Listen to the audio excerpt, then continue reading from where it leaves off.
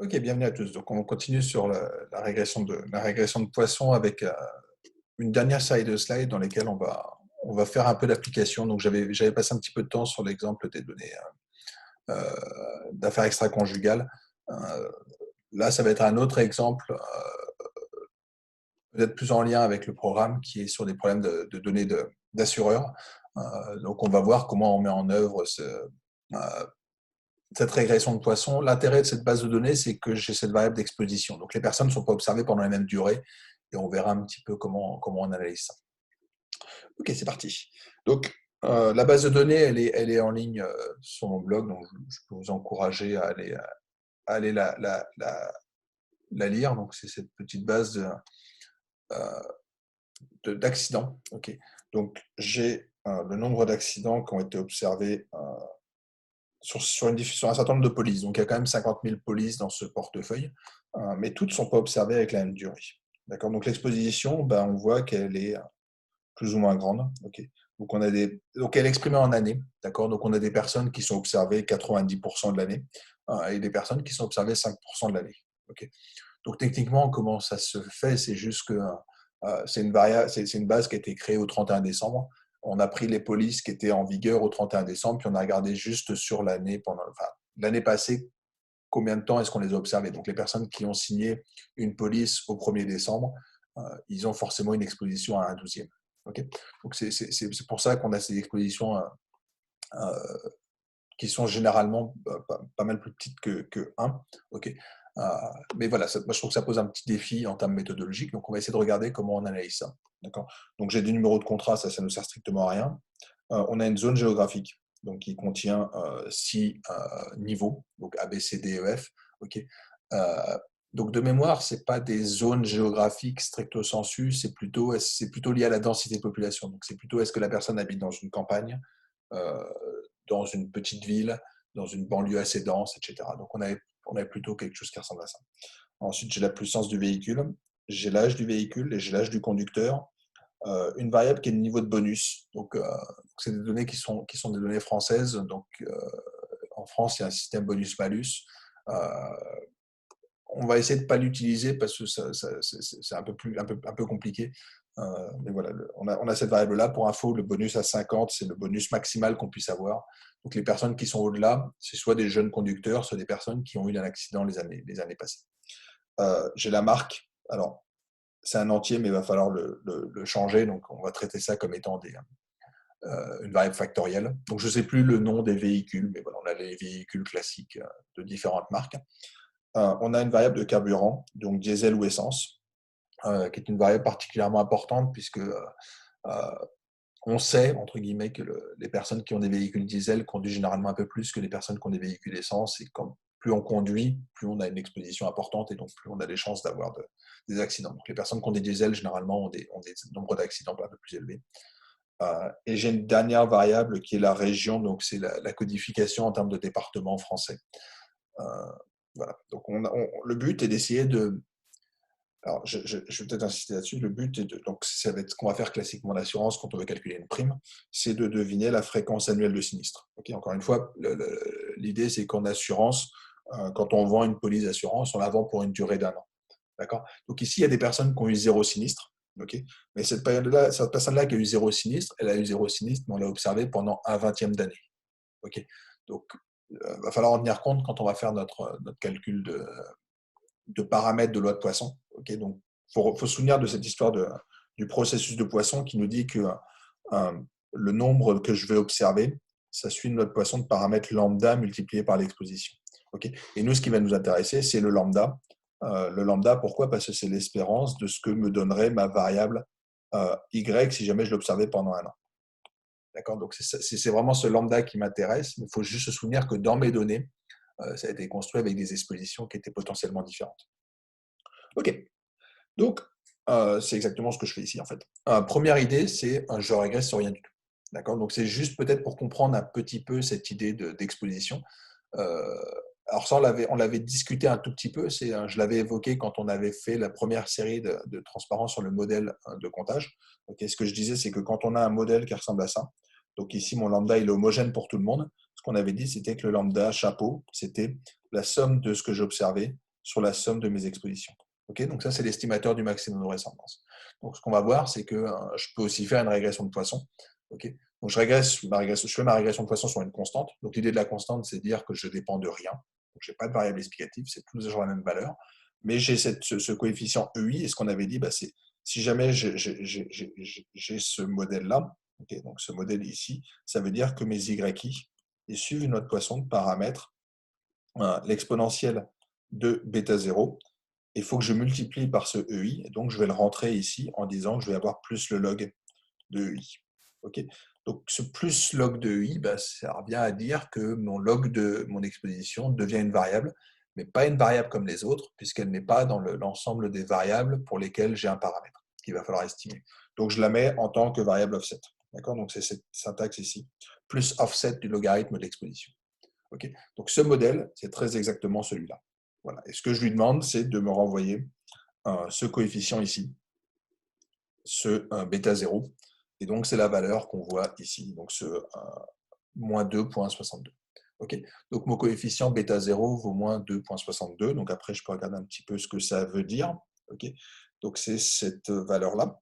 Okay, donc, je prends l'exponentielle de bêta chapeau 0 et ça me dit qu'on est à 7,27. Okay, donc, ça, c'est l'espérance du nombre annuel de sinistres, donc par année. Okay, encore une fois, il faut vraiment penser processus de Poisson pour pouvoir faire cette analyse. Okay, donc je suis à peu près à 7,27 sur 100. Donc je vais quand même éviter de dire pourcent parce qu'encore une fois, ce n'est pas une probabilité d'avoir un accident. Okay, si vous voulez calculer la probabilité de ne pas avoir d'accident, bah, encore une fois, j'ai une loi de Poisson. Donc la probabilité pour que n soit égal à 0, bah, c'est exponentielle moins lambda. Okay, donc c'est cette exponentielle de moins 0,07 et si je fais un petit développement limité, c'est proche de cette valeur-là. Donc, effectivement, la probabilité de ne pas avoir d'accident, la probabilité d'avoir un accident, elle est proche de cette valeur-là. Okay, oui, puisque c'est un moins lambda. OK, donc cette valeur-là, ce que je vous disais, c'était que c'était égal à celle-là. Donc, c'est égal à la somme des nombres de sinistres observés divisé par la somme de mes expositions totales. Okay, donc, on a notre interprétation assez logique de cette fréquence. Donc, ce que ça me dit, en gros, c'est que la fréquence annuelle de sinistre, elle est à peu près à 0,07. Okay, donc, ça se retrouve sur cette valeur-là. Donc, ça va être mon MUI chapeau ou aussi mon lambda chapeau. Okay, donc, le même pour tous. Ou alors, je travaille sur mes états et mes bêtas en sachant que je passe de là à là en prenant tout simplement l'exponentielle. D'accord. Donc, on a ce premier petit modèle très simple, juste pour avoir un ordre de grandeur. Enfin, je pense que quand on commence à faire un tarif, on peut se demander déjà si jamais je prenais rien et que je faisais payer la même prime à tout le monde, quelle serait la fréquence que tout le monde aurait. Juste pour avoir un ordre de grandeur. Et encore une fois, ce n'est pas la moyenne de mes nombres. Okay, à cause de cette histoire d'exposition. D'accord. Donc, il faut juste faire un tout petit peu attention. Quand on a une exposition, ça ne serait pas exactement de la même manière. OK. Ensuite, on va faire un peu comme on fait d'habitude, on va prendre une variable factorielle. D'accord, donc je vais prendre une variable factorielle toute simple qui est le carburant. Okay, donc j'ai mon carburant, donc diesel ou essence, et puis je vais regarder un petit peu ce que ça me dit. D'accord, donc ce que ça me dit, c'est, je ne peux pas dire grand-chose en fait. Ça ne me dit pas grand-chose parce que je peux regarder ici la variable n, okay, la variable y, donc je peux regarder combien de personnes n'ont pas eu d'accident. Combien de personnes ont eu un accident? Combien de personnes ont eu 2 accidents, 3 accidents? Donc, ce qu'on a envie de se dire, c'est que derrière chacune des variables suit une loi de Poisson de paramètres différents. Donc, c'est ce que raconte ce petit modèle ici. Okay, donc, ici, je vais avoir le diesel. Donc, je vais supposer que je vais une loi de Poisson de paramètres exponentielle bêta 0 multipliée par l'exposition.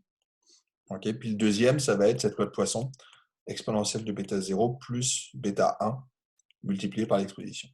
Okay, donc on aura envie de se dire qu'on a des lois de Poisson, mais je ne peux pas regarder les lois de Poisson brutes comme ça, parce qu'en fait, le problème, c'est que je n'ai pas les mêmes expositions.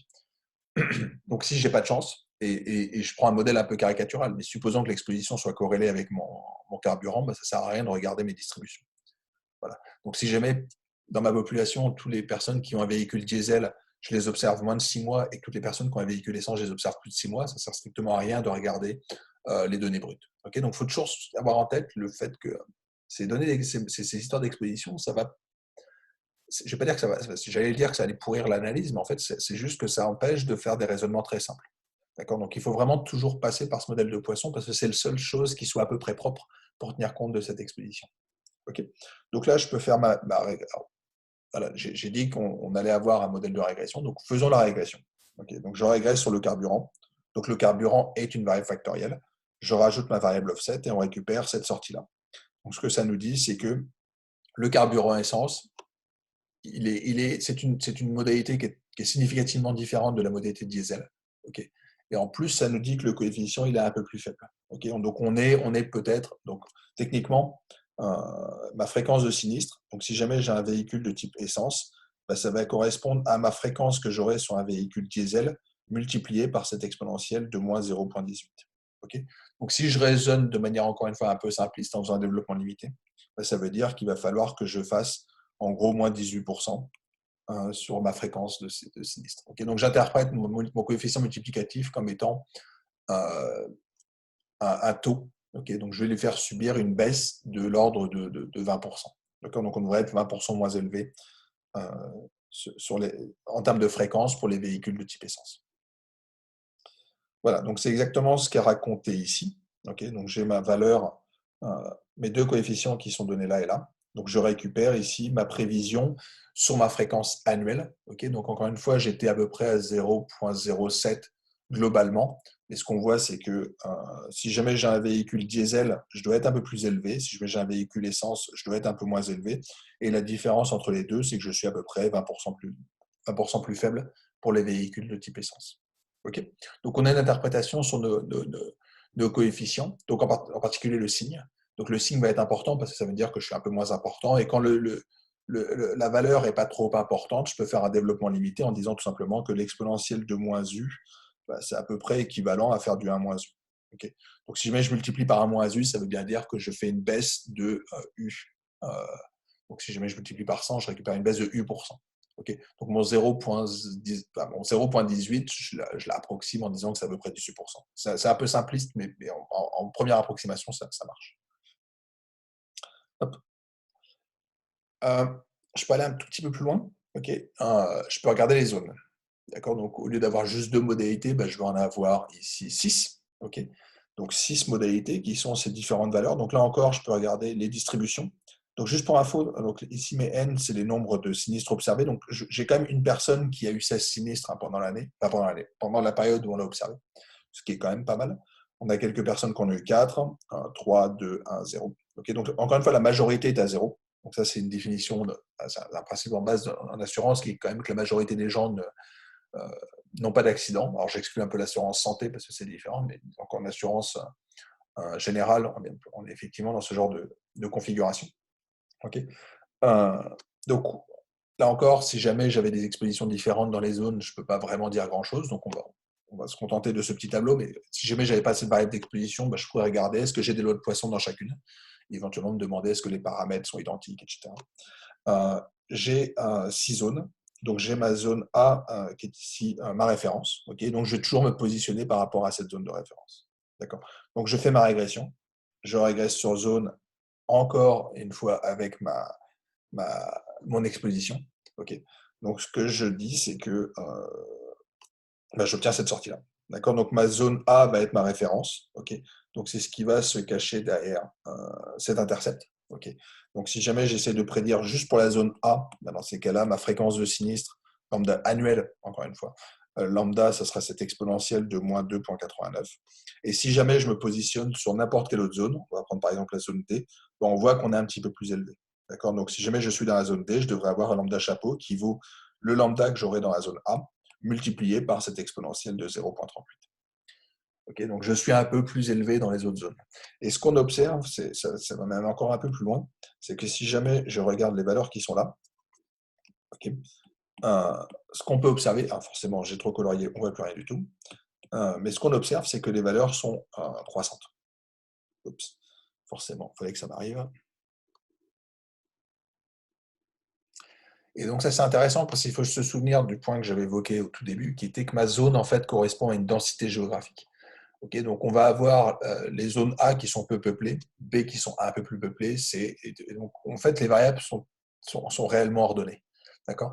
Donc, ce qu'on observe, c'est que plus je suis dans une région dense, plus je vais avoir tendance à augmenter la valeur de ma fréquence de sinistre. Okay, donc, on a quelque chose qui est relativement cohérent en fait, avec notre intuition, qui est que plus on est dans une zone dense, plus on a de chances d'avoir des accidents. Alors, généralement, des plus petits accidents parce qu'on va moins vite, mais là, on travaille que sur la fréquence. Donc, on observe effectivement que la fréquence est croissante en fonction de la densité de population. Euh, alors, la première zone n'est pas forcément significative. Donc, on pourrait peut-être se dire que la zone A et B, on devrait les fusionner. Okay.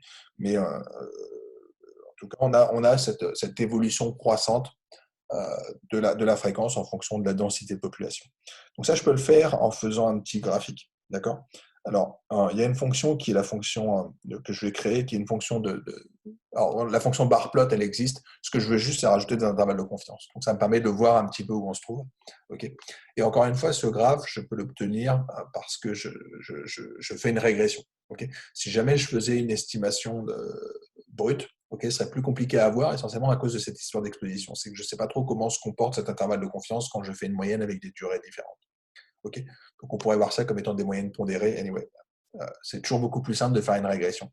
D'accord. Donc, ce que je récupère, c'est ma prévision sur ce modèle 2. Okay. Je tiens compte de l'écart type. Donc, je vais récupérer l'écart type sur chacune de mes prévisions de classe. Et donc, on obtient ces différentes valeurs. Donc, on retrouve le fait qu'on est plutôt croissant en fonction de la densité. Et on observe le fait que peut-être que ces deux classes, en fait, elles sont équivalentes. Okay. J'ai l'impression que pour les autres, ce n'est pas forcément le cas. J'ai peut-être un doute sur la dernière. Okay. Les deux dernières, on pourrait peut-être les regrouper.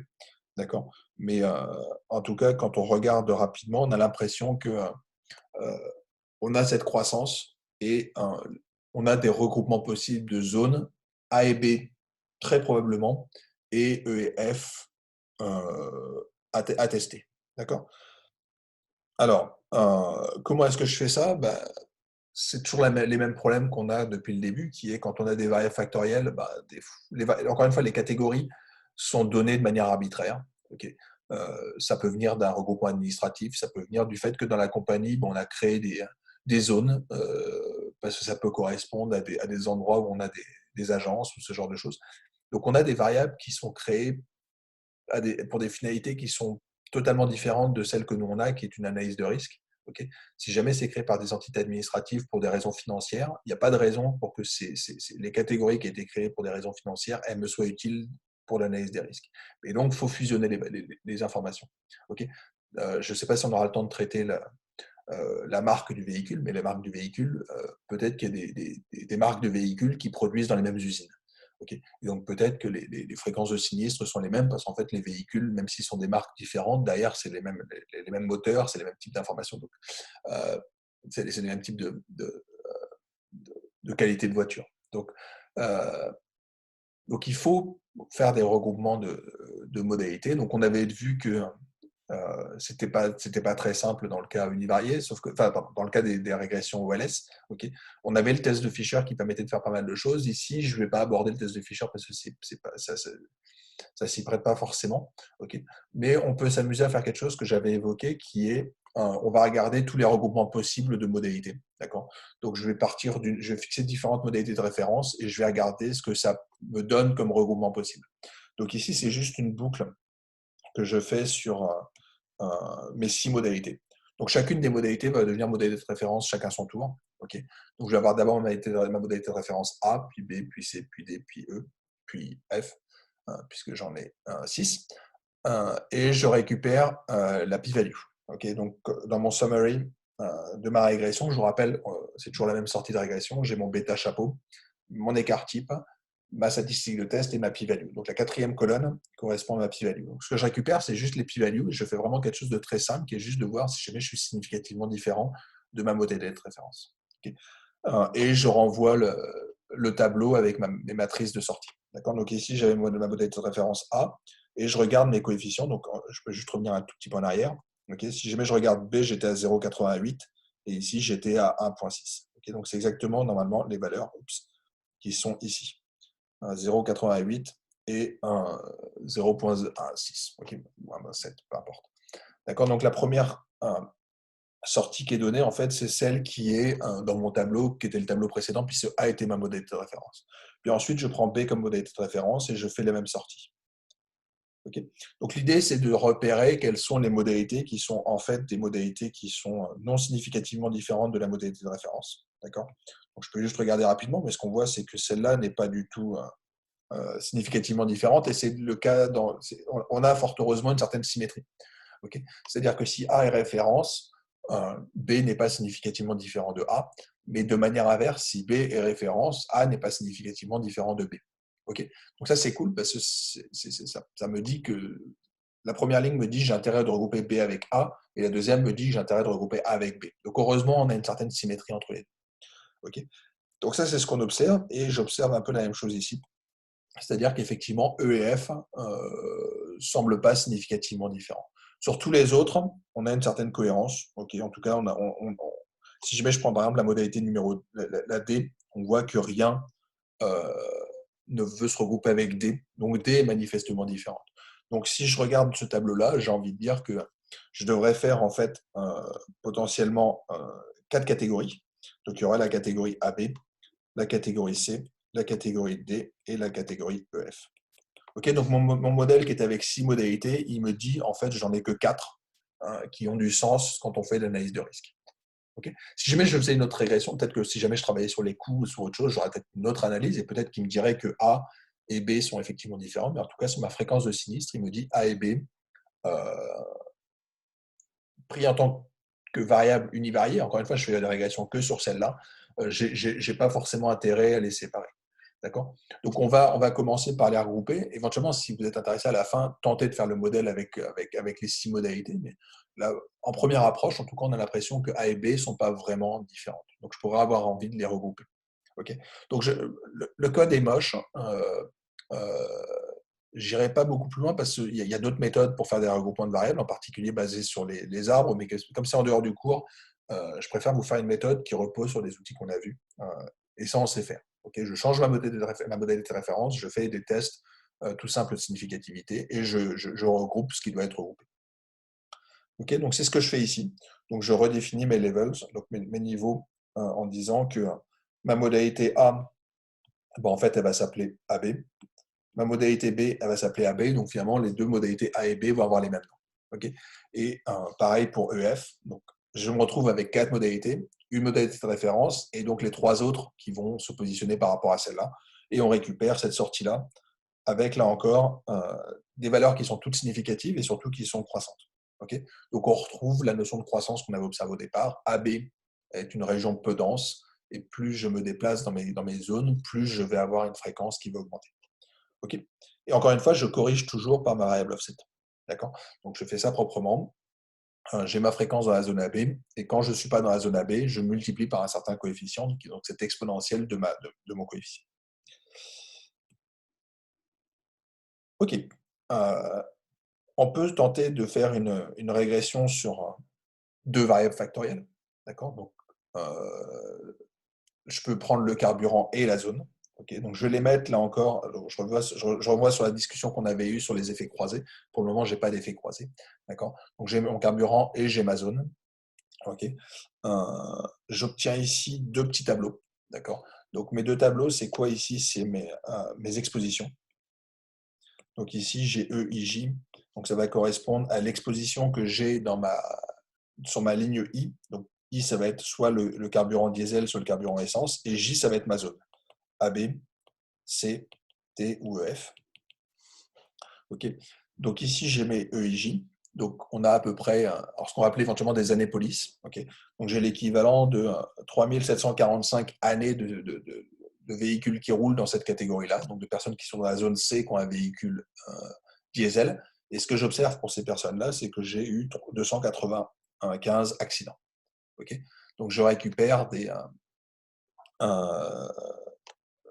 une autre variable ici qui est tout simplement mon nombre de comptages, NJ. Okay, donc là, je suis vraiment dans des analyses de type tableau de contingence. Okay. Je peux faire une régression de Poisson.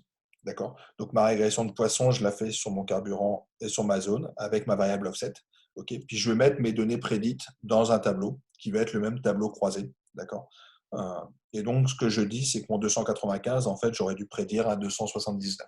D'accord? Donc, c'est ce que me prédit mon modèle si jamais j'avais deux effets qui étaient des effets qui n'avaient pas d'interaction entre les deux. Ok? Donc, on obtient ce genre de choses. D'accord? Donc, ça, c'est l'analyse quand on a deux variables euh, euh, croisées. Ok? Ce qu'on peut montrer, alors, c'est que cette méthode-là correspond à ce qu'on appelle la méthode des marges. Alors, il y a une série de slides numéro 10 qui parle de la méthode des marges. J'essaierai d'expliquer que ça vaut le coup de la regarder après celle-là. La méthode de marge me dit tout simplement, alors je vais revenir un tout petit peu, enfin, je peux l'expliquer là-dessus. Donc, j'ai le nombre de sinistres que j'observe qui suit notre poisson relatif à une certaine exposition. D'accord? Donc, c'est le modèle dont on parle depuis le début. Et ce que je suppose, c'est que j'ai un modèle multiplicatif avec deux variables factorielles, A et B. D'accord? Donc, en l'occurrence, j'ai mon carburant ici. Et ici, j'ai ma zone. Okay? Donc, ce que me dit la méthode des marges, c'est que pour estimer les coefficients A et B, on va faire deux hypothèses qui sont que la somme de ce que je vais prédire sur chacune des lignes doit être égale à la somme de ce que j'observe, et la somme de ce que je prédis sur les colonnes doit être égale à la somme de ce que j'observe. Okay? Donc ça, c'est l'hypothèse qu'on va essayer de faire. Donc ce que ça veut dire, c'est que si jamais je veux trouver les coefficients A et B qui me donnent ces contraintes, donc qui m'assurent que la somme sur les lignes et la somme sur les colonnes dans mon tableau, entre ce que j'observe et ce que je prédis, coïncident, dans ces cas-là, je dois avoir ce genre de propriété. Okay? Donc, à partir du premier, je dois pouvoir extraire les BJ. Donc le BJ peut sortir et donc ça me donne cette relation-là. Donc je peux dire que BJ, c'est la somme de ce que j'observe divisé par la somme des EIJ multiplié par les AI. Et l'autre me donne l'autre relation. Et on se retrouve dans un petit problème qui est que je ne sais pas trop comment récupérer ces coefficients AB, puisque A dépend de B, mais B dépend de A. Donc là, on a une méthode très simple, c'est des méthodes de type point fixe, qui consiste à dire, c'est facile, on part de valeurs initiales pour les B, par exemple, ou les A, et une fois que je m'en donne un, je récupère l'autre et puis j'itère. Okay? Donc c'est typiquement ce que je fais ici. Donc je me donne des valeurs initiales pour A et B, okay? Puis je vais faire une petite boucle. Donc en gros, je vais partir des B que j'ai calculés. Donc les B, en fait, ce que je vais supposer, c'est qu'ils sont constants et qui correspondent à ce que j'aurais si jamais j'avais une fréquence identique pour tout le monde. Okay? Donc je suppose que je n'ai pas de différence à l'intérieur de mes sous-groupes. Okay? Donc je mets les mêmes valeurs pour tout le monde. Dans ces cas-là, je vais itérer. Donc une fois que j'ai mon B, je récupère mon A. Une fois que j'ai mon A, je récupère mon B. Et je recommence. J'ai un nouveau B, je récupère un nouveau A. J'ai un A, je récupère un B. J'ai un B, je récupère un A. J'ai un A, je récupère un B. Et donc en itérant comme ça, on devrait converger. Alors je passe les algorithmes numériques qui nous garantissent que ça converge, mais on va converger vers ces valeurs A et B. Okay? Donc ça, c'est ce qui s'appelle la méthode des marges. Je renvoie vers la série de slides numéro 10 qui explique un petit peu mieux ce principe-là. Mais en fait, ce qu'on peut montrer, c'est que cette méthode des marges, donc qui repose uniquement sur le fait qu'on veut que les marges coïncident. Donc les marges, c'est les sommes sur les lignes et les sommes sur les colonnes. Donc on veut que la somme de ce que j'observe corresponde à la somme de ce que je prédis.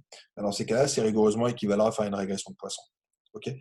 Donc ça, c'est très exactement ce que j'obtiens en faisant donc, cette histoire de exposition multipliée par A et B. Donc je récupère ici le coefficient qui est mon EIJ multiplié par AI multiplié par BJ. Okay?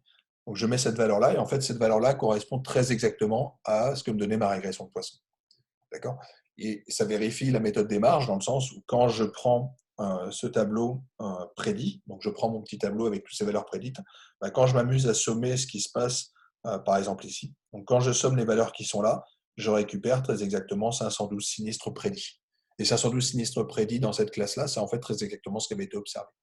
Donc la méthode des marges consiste à dire qu'on veut récupérer ces coefficients A et B qui sont vus comme étant des modèles. Donc, je renvoie à ce que je disais sur les modèles log linéaires. Okay? Donc, ces modèles multiplicatifs, quand on impose la méthode des marges, en fait, on récupère très exactement la régression de Poisson. Okay? Donc, la régression de Poisson, là encore, elle a plein de sens parce qu'elle correspond à une méthode qui était pas mal utilisée en pratique, qui consiste à dire je veux que ce que je prédis dans chacune des sous-classes correspond à ce que j'avais observé. Okay? Donc, je ne peux pas avoir l'égalité à l'intérieur de cette zone-là, essentiellement parce que je n'ai pas assez de degrés de liberté. Okay? Mais simplement, ici, on a besoin d'estimer un coefficient, deux coefficients, trois coefficients, quatre coefficients plus la constante. okay, ce qui me fait 5 coefficients. Ben, estimer ces 5 coefficients, j'ai besoin d'avoir un certain nombre de contraintes. Mes contraintes, c'est quoi? C'est que la somme sur cette ligne-là corresponde à la somme de ce que j'avais observé, ce qui me donne une contrainte. Somme sur cette colonne, somme sur cette colonne, somme sur cette colonne, somme sur cette colonne. Et dans ces cas-là, voilà, avec mes 5 contraintes, je récupère mes 5 coefficients. Voilà. Donc c'est ça qui est utilisé dans ce modèle. C'est l'idée de dire que je vais supposer que je veux construire un modèle qui me donne la somme sur chacune des lignes et sur chacune des colonnes des observés et des prédits qui coïncident. Cette méthode-là coïncide avec la régression de Poisson. Okay, donc c'est une propriété intéressante que vérifie la régression de Poisson qu'on va pouvoir récupérer, j'allais dire par coïncidence. Okay, mais ça va être ça. Ok, on a fini de jouer sur les variables factorielles, je pense. Mais voilà, souvenez-vous juste que quand on a des variables factorielles, c'est toujours la même idée. Si j'ai trop de facteurs, je regroupe. Et quand on a des facteurs, plusieurs facteurs, ben on observe des choses un peu particulières qui me dit que la somme sur chacun des sous-groupes va correspondre à ce que j'observe. Donc la somme, si je fais un modèle avec plein de variables factorielles, la somme de ce que je veux observer pour les diesels va correspondre à la somme de ce que je vais prédire. Okay, donc c'est une propriété qui est intéressante, qu'on avait observée pour la régression de Bernoulli, qu'on garde ici. Ok, maintenant régression sur des variables continues. D'accord, donc j'ai ma variable d'âge, âge du conducteur. Okay, et donc je peux me demander, est-ce que l'âge du conducteur, comment intervient l'âge du conducteur? Donc je le mets dans ma régression de manière un peu simple. Exponentielle de bêta 0 plus bêta 1 fois l'âge, avec toujours ma variable offset. Okay, et donc on récupère cette sortie-là. Donc on a un coefficient ici qui va être négatif et qui est significatif. Donc on a envie de dire que la fréquence de sinistre va diminuer avec l'âge du conducteur, donc ça correspond à une notion d'expérience. Okay, donc plus on a d'expérience, moins on a d'accidents. Donc c'est relativement cohérent et c'est significatif. Donc là encore, je discute donc le lien entre les coefficients, mon coefficient état, ma prévision, donc c'est jamais mon exponentielle de mon état. Okay, mais on peut se demander si le modèle linéaire a du sens. Okay, donc approche classique, on va mettre une fonction spline. Okay, donc je vais faire une transformation de mon âge non linéaire. Okay, donc encore une fois, spline cubique. Okay, donc j'ai mon polynôme de degré 3 sur l'âge et je rajoute quelque chose qui va être la valeur positive au-delà d'un seuil que j'élève à la 3, une valeur positive au-delà d'un autre seuil que j'élève à la 3. Donc spline cubique ici avec 2 nœuds. Okay, et on peut se demander ce que ça donne en sortie. Donc voilà juste le graphique que ça nous donne. Okay, donc je fais une prévision pour les personnes qui ont entre 18 ans et 90 ans. Et ce qu'on observe, c'est que, alors, j'allais dire, c'est pas trop linéaire. En fait, il ne faut pas s'attendre à avoir quelque chose de linéaire, mais il faut s'attendre à avoir quelque chose qui devrait être une exponentielle d'une fonction linéaire. Donc, si j'ai mon modèle linéaire me disait que j'avais cette exponentielle de bêta 0 plus bêta 1 fois l'âge. Okay. Ici, on obtient un graphique qui est légèrement différent. Okay. Et en fait, qu'on va retrouver alors, dans tous les pays, hein, c'est des données françaises, mais encore une fois, on a la même chose partout. C'est-à-dire essentiellement que pour les jeunes conducteurs, en fait, on va être plus élevé, en tout cas beaucoup plus élevé que ce que donne le modèle de base. Et ça a du sens, c'est qu'effectivement, l'apprentissage, donc l'idée, c'est qu'il y ait une notion d'expérience. Donc plus on a d'expérience, moins on a d'accidents. Okay, mais l'expérience, elle arrive très rapidement. Donc, entre un très jeune conducteur et ce jeune conducteur 2 ans plus tard, il a beaucoup appris, donc sa fréquence de sinistre, elle baisse beaucoup. Donc, on a une très très forte baisse au début. Ensuite, on va se stabiliser. Okay, de manière un peu schématique, on va être relativement stable pendant pas mal de temps. Et ensuite, on atteint une période un peu plus délicate, qui est généralement la période des plus de 75-80 ans, pour lesquels, là par contre, on peut avoir des différences en fonction des pays, c'est que ça dépend, ou des portefeuilles, c'est que ça dépend beaucoup de ce que font ces personnes âgées. Si on a des personnes âgées qui conduisent beaucoup, dans ces cas-là, on a plutôt un graphique qui va partir, une courbe qui va partir à la hausse. Là, on a plutôt des personnes âgées qui conduisent peu, et donc on a plutôt une tendance à la baisse. Et donc on obtient généralement toujours le même graphique, qui est une pente très forte au début, une certaine forme de stabilité ensuite, okay, et une courbe qui peut être un petit peu n'importe quoi sur la fin, qu'on récupère ici. Donc c'est cette fonction-là qu'on récupère là. Et je compare avec mon modèle linéaire qu'on avait auparavant. Donc on voit qu'on est vraiment très, très, très différent, en particulier sur les jeunes conducteurs, puisque ma prévision, elle était de l'ordre de 0,1 et je suis en réalité à 50% plus élevé. Okay, donc mon lambda est quand même 50% plus élevé sur les jeunes conducteurs, donc le modèle ne marche pas du tout. Mon modèle linéaire ne marche pas du tout. Donc j'ai intérêt effectivement à trouver une fonction qui colle. On va peut-être essayer sur des splines, parce qu'il n'y a pas forcément besoin d'aller chercher un polynôme pour ça. Mais en tout cas, on a besoin de tenir compte de cet effet non linéaire. Euh, Ici, j'ai rajouté des notions de bande de confiance. Alors, je l'ai fait tous les 5, ok.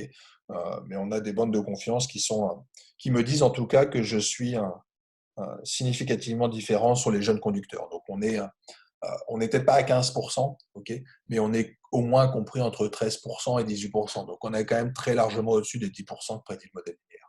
Donc, manifestement, on a besoin d'aller capturer cet effet non linéaire avec des transformations non linéaires. Ok. Donc, on a ici transformé un petit peu toutes nos variables. Donc, on a joué sur toutes les variables. Euh, Ensuite, une fois qu'on a fait ça, bah, on fait la régression sur tout, puis on arrive sur des problèmes classiques qu'on avait abordés dans les modèles linéaires, qui sont comment est-ce que je fais ma sélection de variables, une fois que j'ai mis tous mes modèles ensemble. Donc ça, j'en parlerai un peu plus tard, puis en particulier, on parlera de choix de modèles, de critères AIC, toutes ces choses-là. Ok. Donc, je vais peut-être m'arrêter là sur cette partie. Okay. Donc, on a vu l'essentiel de ce qu'on avait à voir sur la régression de Poisson. Donc, on a discuté un petit peu l'interprétation. On a une séance de slides aujourd'hui qui parlait plus de ce problème d'exposition. Donc, un problème assez spécifique, mais qui est très classique en assurance, donc sur lequel je voulais passer un petit peu de temps. Donc, il nous oblige à bien tenir compte de cette exposition et de dire que derrière se cache un processus de Poisson, donc qui tient compte des durées pendant lesquelles on observe les événements. Okay. Euh, et voilà un petit peu ce que je voulais raconter sur la régression de Poisson. On se retrouve la prochaine fois pour des GLM.